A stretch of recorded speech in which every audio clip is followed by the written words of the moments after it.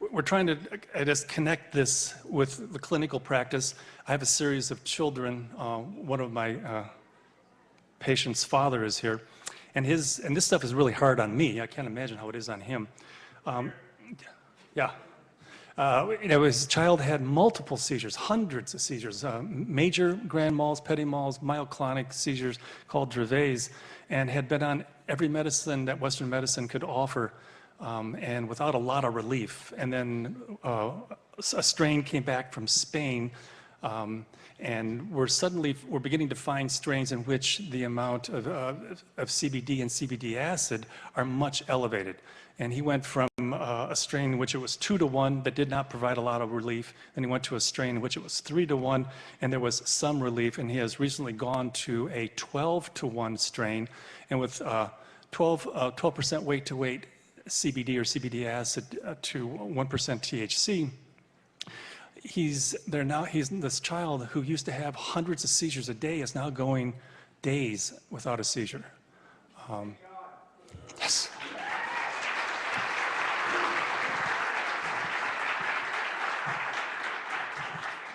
Nope. So this is the federal patent they were talking about earlier, cannabinoids as antioxidants and neuroprotectants, 2003 research done in Bethesda, Maryland, intellectual property of the United States of America, which arrests 850,000 people a year for cannabis.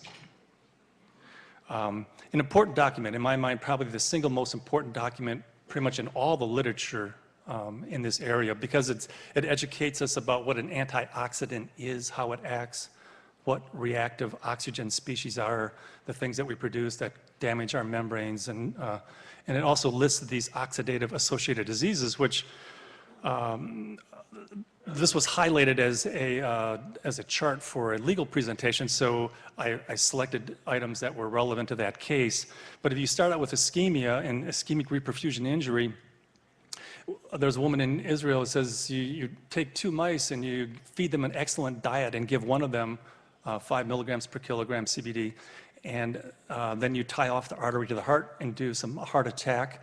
The heart attack in the individual that's consuming 5 milligrams per kilogram a day, the heart attack is 66% smaller.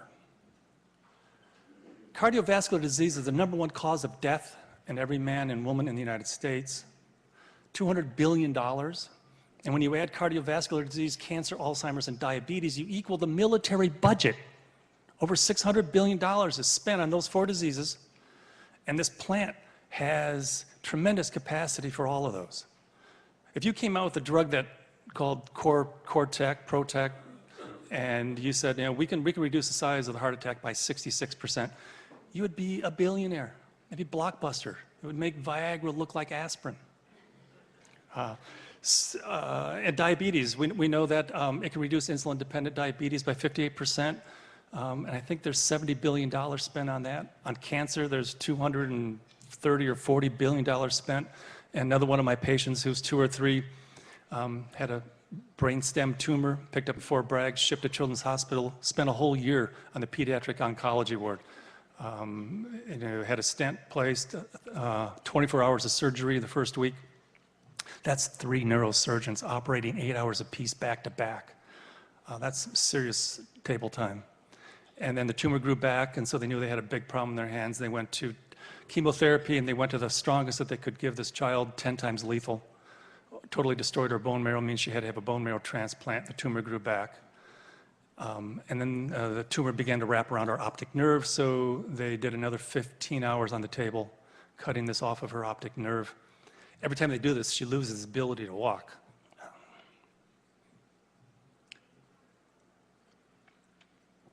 So the tumor grew back again, and then they took her out of the Children's Hospital because she needed the strongest radiation you could get, and they didn't have it in that facility.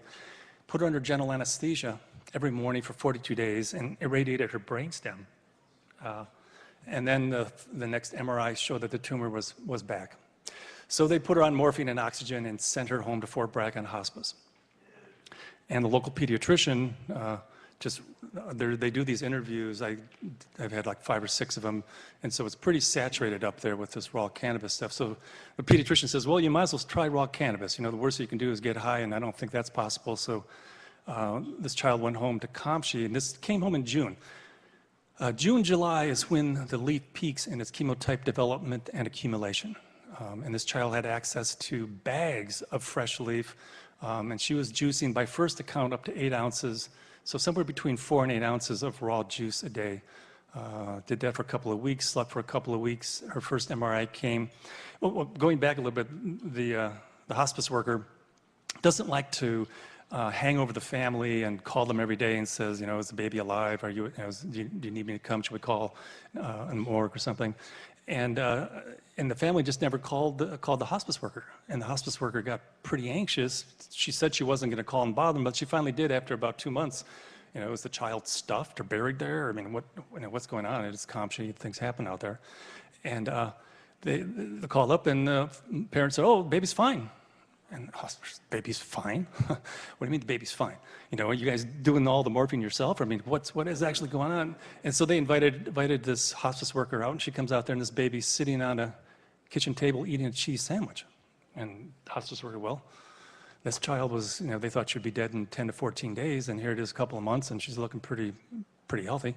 And they said, well, what are you doing? I said, well, I've been giving her juice. I said, well, yeah, that's cool. What kind of juice you giving her? And the hospice worker hadn't heard about it. And now that child has just passed like 4 or 5 MRIs. She's 2 years out. The last MRI, not only is the tumor gone, but the radiation damage, the scar tissue has completely reabsorbed in about 1.5 years, and it normally takes 5 to 6 years to reabsorb that scar tissue. And the radiologist is like 42 days maximum dose radiation, and the scar tissue's gone.